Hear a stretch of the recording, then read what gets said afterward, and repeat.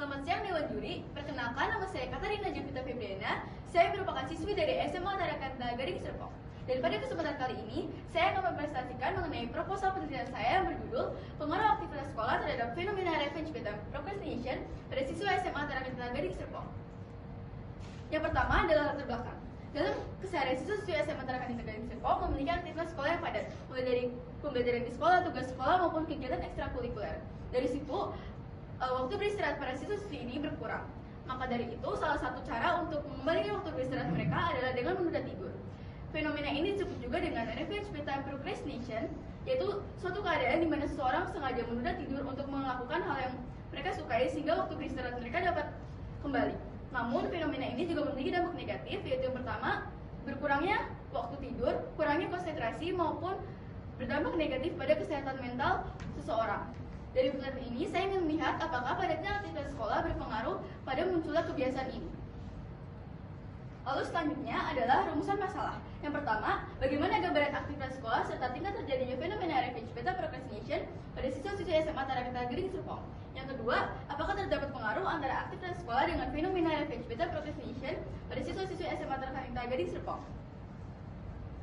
Untuk tujuannya, yang pertama mengetahui gambaran aktivitas sekolah serta tingkat terjadinya fenomena revenge bedtime procrastination pada siswa-siswi SMA Tarakanta Gading Serpong. Yang kedua, mengetahui pengaruh aktivitas sekolah dengan fenomena revenge bedtime procrastination pada siswa-siswi SMA Tarakanta Gading Serpong. Untuk hipotesisnya, H0, aktivitas sekolah tidak berpengaruh pada revenge bedtime procrastination pada siswa-siswi SMA Tarakanta Gading Serpong. Yang H1, aktivitas sekolah berpengaruh terhadap fenomena revenge bedtime procrastination pada siswa-siswi SMA Tarakanta Gading Serpong. Lalu untuk melakukan penelitian, bagi peserta didik membantu siswa memahami pentingnya keseimbangan antara aktivitas sekolah dan waktu istirahat. Yang kedua, menjadarkan dampak kebiasaan menunda tidur terhadap kesehatan mental dan fisik. Bagi penelitian selanjutnya, menjadi referensi untuk penelitian tentang hubungan antara beban akademik, stres, dan kebiasaan tidur pada remaja. Untuk bagi sekolah, yang pertama sebagai bahan evaluasi untuk meninjau beban kegiatan akademik dan non-akademik siswa. Yang kedua, mendorong sekolah menjaga keseimbangan antara kegiatan belajar dan waktu istirahat. Lalu untuk landasan teori, saya memilih untuk memakai teori dari stress dan coping dari Lazarus dan Folkman. Yang dimana teori coping sendiri memiliki dua jenis, yaitu problem focus coping, yaitu ketika seseorang langsung menyelesaikan masalahnya. Misalnya adalah ketika seorang siswa mengalami hambatan dalam belajar, maka ia akan mengatur jadwal belajar mereka atau mengubah metode belajar mereka. Lalu yang kedua adalah emotion focus coping, yaitu ketika seseorang menyelesaikan masalah dengan mengelola emosi mereka terlebih dahulu. Misalnya ketika seorang siswa mengalami hambatan dalam belajar, maka mereka akan mencari hiburan terlebih dahulu sehingga mereka dapat menjadi lebih tenang. Dalam konteks revenge bedtime procrastination, lebih kepada emotion focus coping karena siswa-siswi ini tuh menunda tidur sehingga mereka dapat mengembalikan waktu beristirahat mereka dengan hal-hal yang mereka sukai.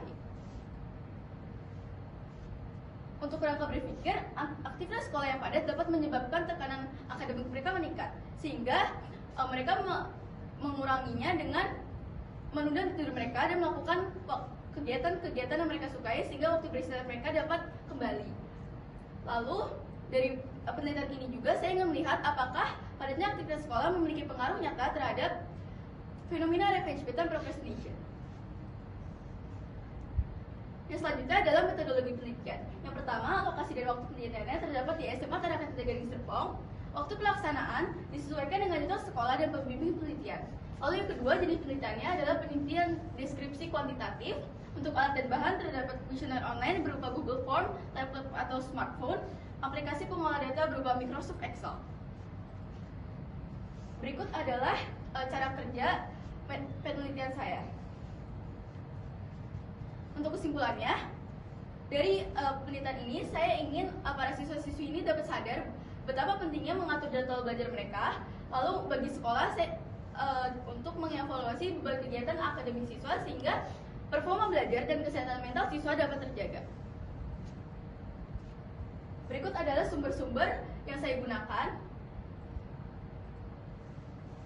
Sekian presentasi dari saya mohon maaf jika ada salah kata. Terima kasih.